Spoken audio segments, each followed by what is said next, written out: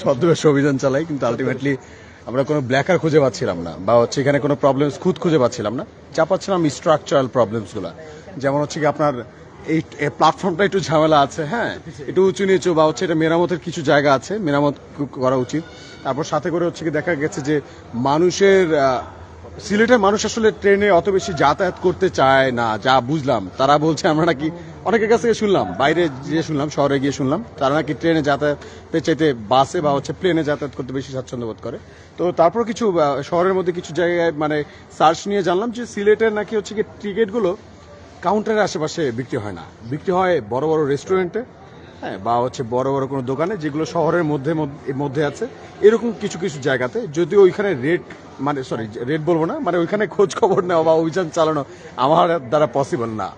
আমি তো যত যাই বলি, আমি জনতার মানুষ, আমার তো হচ্ছে ওরকম মানে পাওয়ার নাই, বা হচ্ছে কি আমার তো সাথে বন্দুক নেই যে তারা হচ্ছে কি আইসা যদি আমাকে ধরে আমি যদি অন্তত তাক করতে পারবো, এরকম যেহেতু আমার কাছে নাই, তো আমার কি কি করতে হবে, এইখানে আশেপাশে ঘুরতে হবে এবং তথ্যগুলো নিতে হবে, এবং তথ্যগুলো নিয়ে আমি প্রতিবেদন করব।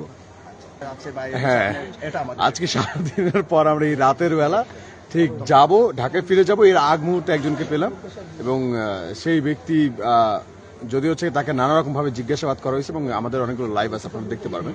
এবং সেখানে হচ্ছে গিয়ে সে বলছে যে সেও ব্ল্যাকারের কাছ থেকে টিকিটটা কিনেছে, এবং তার পরিবার যেহেতু যাচ্ছে না, এবং সে সেই জন্য আবার নিজেই ব্ল্যাকে বিক্রি করছে।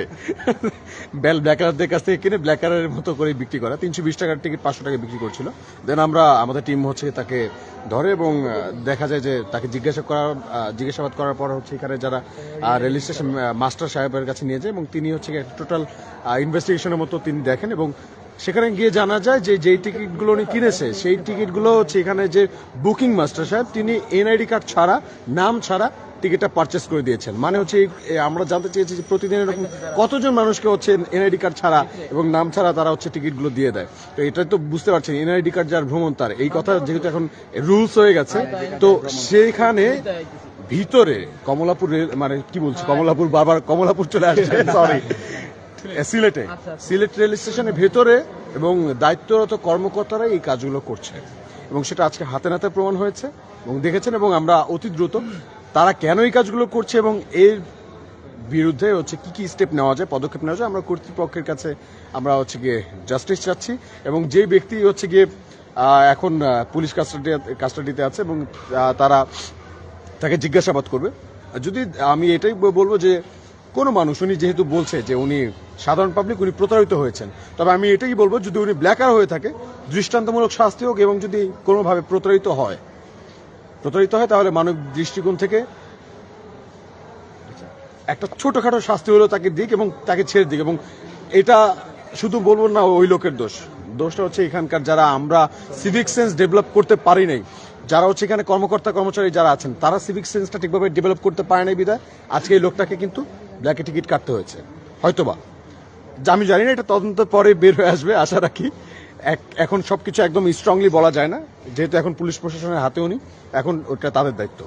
আপনি কি রকম ভূমিকা নিচ্ছেন? দেখেন, আমি এরকম, আমার তো ভূমিকা নেওয়ার তো এমন কোনো জায়গা নেই, আমি জনতার প্রতিনিধি। এখন ডিরেক্ট কথা এটাই যে আমি একা যখনই আসি কমলাপুর রেল স্টেশন থেকে রওনা দেওয়ার পরই দেখি পুরো যেই স্টেশনে যাই পুরো সুসজ্জিত থাকে। কি ব্যাপার, এরকম আগে ছিল না কখনো, হওয়ার কথা না, মানুষ তো কমেন্টে অন্য কথা বলে। তো এটা কারণ আছে, কারণ হচ্ছে গিয়ে বুঝতে পারছেন, কারণটা বলছি না, কিন্তু এটাই বলবো যে আমাকে দেখে যেহেতু তারা সোজা হয়ে যাচ্ছে, এই ধারাটা অব্যাহত রাখতে মানুষকে এখন সোচ্চার হতে হবে। সিলেটবাসী, আপনারা যারা এখানে এসছেন, সিলেটবাসীদেরকে বলবো যে আজকে আমাকে দেখে তারা যেই মেকানিজমটা করেছে, আপনাদেরকে দেখলে যেন হচ্ছে তারা এই মেকানিজমটা প্রত্যেকটা দিন করে, প্রত্যেকটা দিন এসে খোঁজ খবর নেবেন, প্রত্যেকটা দিন আপনারা অভিযান চালাবেন, ব্ল্যাকার পাইলে ধরাই দিবেন।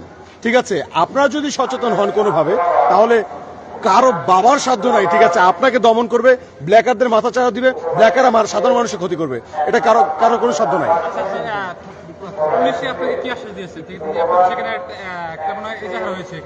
হ্যাঁ, ওখানে হচ্ছে পুলিশ সদস্য যারা আছেন তারা আশ্বাস দিয়েছেন যে এটার তদন্তপূর্বকভাবে তারা একটা ব্যবস্থা গ্রহণ করবেন। এই সব কথা যদি আমি বলি তাহলে কিন্তু আমি বোকা হয়ে যাব, আমাকে বোকা, পাগল, দালাল, বাটপার এগুলো কিন্তু সাজানো হচ্ছে, চক্রান্ত চলছে, আপনারা জানেন।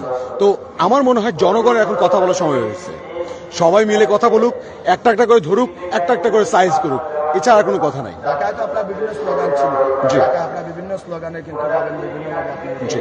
সিলেট নিয়ে আপনার কি রকম আমার সিলেট নিয়ে কোনো স্লোগান নাই, সিলেটবাসী যথেষ্ট স্ট্রং, স্মার্ট এনাফ, অ্যান্ড তাদের কাছে এটাই বলবো যে যে অবস্থাটা এখন আছে ধরে রাখেন, প্লিজ ধরে রাখেন। এটাকে হচ্ছে কি আপনারা ব্যবহার করেন।